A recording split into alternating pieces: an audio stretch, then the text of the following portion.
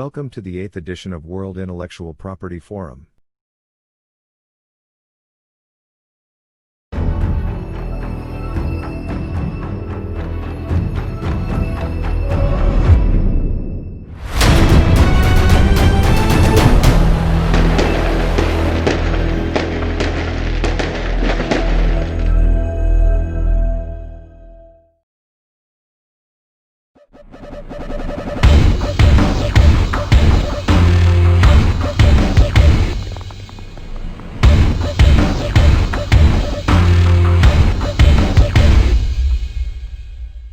A very good morning to all the participants of the conference organized by the World Intellectual Property Forum.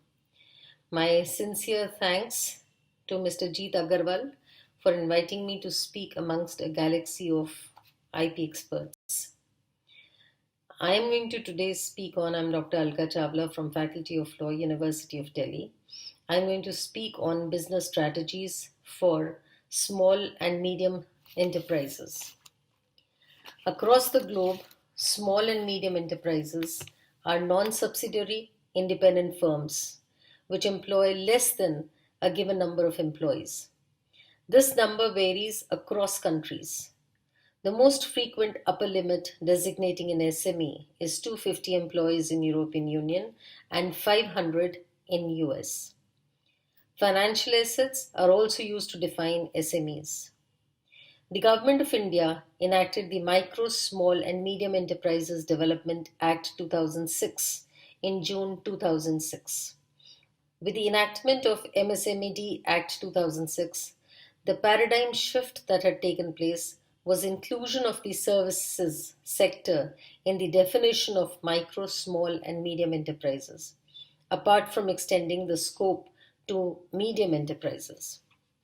The MSMED Act 2006 defined the micro, small and medium enterprises based on 1. The investment in plant and machinery for those engaged in manufacturing or production, processing or preservation of goods, and 2nd, on the investment in equipment for enterprises engaged in providing or rendering of services. On 1st June 2020, the Ministry of MSME revised the MSME classification under the Atmanirbhar Bharat Abhiyan by inserting a composite criteria for both investment in plant and machinery and annual turnover of enterprises. The distinction between the manufacturing and service sector was also done away with.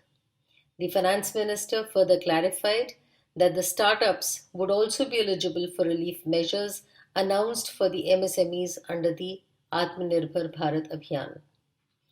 MSME sector is important in 2 ways. 1, it contributes to the single largest source to the GDP of the country. And 2nd, it is the most innovative amongst all the sectors. MSMEs play a significant role in the economic growth of the country owing to their contribution to production, exports and employment. The sector contributes 8% to country's GDP, 45% to the manufactured output, and 40% to the country's exports. And it is providing employment to more than 60 million people. The government at various fora has expressed that the MSME sector should contribute robustly to push India's GDP.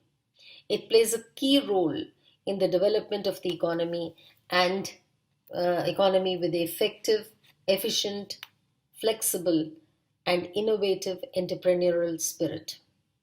MSME sector has emerged as a dynamic and a vibrant sector of the economy.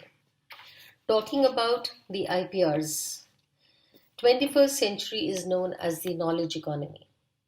Economic growth has undoubtedly been one of the major reasons and causes for phenomenal rise in the study and importance of IP over the years.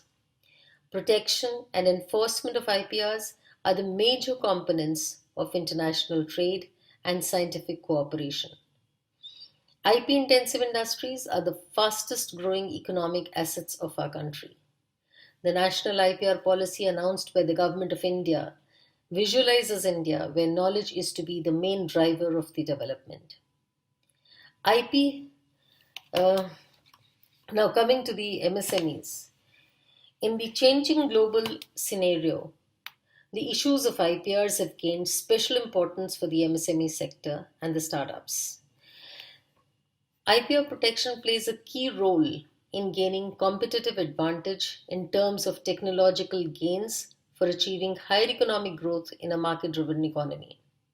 It is felt that IPR requires greater understanding and attention by the industry, particularly the MSME sector in India. The Indian MSME sector needs more information, orientation, and facilities for protecting their intellectual powers. While majority of the countries have adopted strategies for implementing strong IPR protection for strengthening their industries and trades, Indian industries, particularly the MSME sector, are lagging behind in recognizing the importance of IPR and adopting IPR as a business strategy for enhancing competitiveness. The National Manufacturing Competitiveness Council, that is NMCC, was set up, which visualized a national manufacturing competitiveness program to enhance the competitiveness of the SMEs sector. One of the components of the NMCP was building awareness on intellectual property rights for the MSMEs. Accordingly, to enable the MSME sector face the present challenge of liberalization, various activities on IPR were proposed under the scheme. The objective of the scheme was to enhance awareness of MSMEs about IPRs, to take measures for protecting their ideas and business strategies. Effective utilization of IPR tools by MSMEs would also assist them in technology upgradation and enhancing competitiveness. All the MSMEs must chalk out a four-tier action plan for themselves in order to protect their ideas and business strategies. The four steps are: 1. Identification of intellectual property; 2. Protection of their IP; 3. Effective management of IP; and 4th, they must avoid infringement of IPRs of others. MSCs must realize that there are 7 kinds of intellectual properties which are protected under different acts. And it is also important for them to identify the kind of property they possess in order to get proper protection under the relevant law. It is also important for them to understand the procedures for acquiring the relevant IPR, because it is only after legitimate acquisition of property that one can think of protection of their property. Let's deal with them one by one. First, copyright. Copyright industries, they deal with literary, artistic, musical works, animations, publishing, computer programs, films, sound recordings, architecture, etc. The rights and remedies are given under the Copyright Act 1957. Industrial designs, protection is provided for a shape, configuration, surface pattern, color or a line, or a combination of these, which when applied to a functional article produces or increases aesthetics and improves the visual appearance of the design.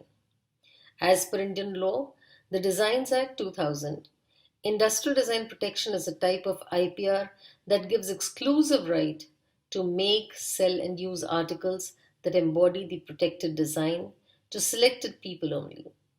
Protection rights are provided for a period of 10 years, which can further be renewed for another 5 years. But it is important to understand that to obtain the design protection in India, the same has to be registered in India.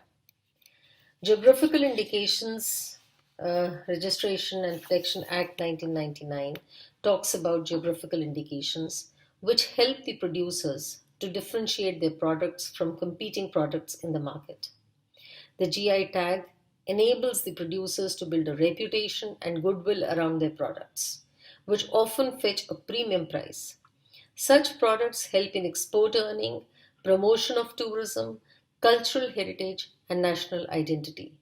For example, Kanjivaram silk sarees and Pochampalli Ikkat, they contribute to exports and popularity of the country.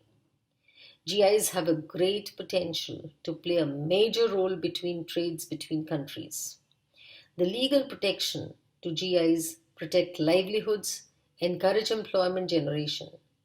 GIs benefit the rural economy by improving the incomes of farmers and the non-farmers and help in preserving their skills. GI allows genuine producers to capture the market and creates entry barriers for fakes. Worldwide, rural communities have developed typical products based on interaction between local know how and particular environmental conditions such as the soil and climate. The WTO members and the nationals are progressively recognizing that geographical indicators are valuable marketing tools in the global economy. India's foreign trade policy 2020-2025 mandates to accelerate exports from current $331 billion to $1 trillion. GIs can be one of the most crucial and pragmatic instruments to achieve this target. Trademarks, trade names, trade dresses, all protected under the Trademarks Act 1999. They protect rights to market goods under distinct names and symbols. Trademark protection prevents rival firms from passing off their lower quality goods as legitimate versions of those produced by recognized companies. If trademark protection was not there, then it could diminish incentives for maintaining quality and would raise consumer search costs. The protection, another intellectual property is the protection of the traditional knowledge. It has a strong direct link with the overall growth of the country. In India, there are about 6 lakh licensed practitioners of classical traditional health system and over 10 lakh community-based traditional health workers. IPR has the potential to protect this sector. It is surprising that TRIPS does not have an exhaustive mention of TK. Fortunately, UPOV, CBD seem to rescue the cause by virtue of provisions requiring preservation and maintenance of TK and encouragement of benefit sharing schemes. In India, the Department of Ayush, Ministry of Health and Family Welfare, Government of India has launched Ayush Mission, NAM. The basic objective of NAM is to promote Ayush medical systems through cost-effective Ayush services, strengthening of educational systems, facilitating the enforcement of quality control of Ayurveda, Siddha, and Unani and homeopathic drugs, and sustainable availability of ASU and H raw materials. Patents, protected by the Patents Act 1970. They promote innovation through the grant of limited monopolies as a reward to inventors for the time, the effort, and ingenuity invested in creating new products and processes. The potential for financial returns adds an incentive to the traditional rewards of scientific innovation, such as academic recognition and promotion within the research institutions. Without the incentive provided by patents, private investors may be reluctant to invest, resulting in greater calls on government funding or failure to develop and exploit new technology. Patent protection helps firms monetize their innovations and grow. Firms use patents in diverse ways to help them develop, trade in, and secure income from their innovative products and services. Firms that use IPR generally succeed better and have a higher market value than those that do not. The statistics and my experience shows that MSMEs are generally not aware of the laws relating to IPRs. It is important to understand the nuances of the laws so that the MSMEs can protect their own rights and do not even inadvertently infringe upon the rights of the others. Infringement is both a moral and a legal right, moral and a legal wrong. Thou shalt not steal. And in the conclusion, I would say that MSMEs that produce 42% of the products in the country are also partaking in the service sector, They are the storehouses of the intellectual property. A very, very strong awareness campaign is needed so that the MSMEs can commercialize the property, earn revenue from licensing, transfer of technology, protect the inventions made by them, and protect their designs from being copied by the big fish without giving any compensation to them. It is imperative to know how legal rights in their property can be acquired, how they can be protected, what are the remedies which are available to you, whether you have the civil remedies or the criminal remedies. The intellectual creations cannot be protected unless validly acquired according to the essentials of law. Thank you so much.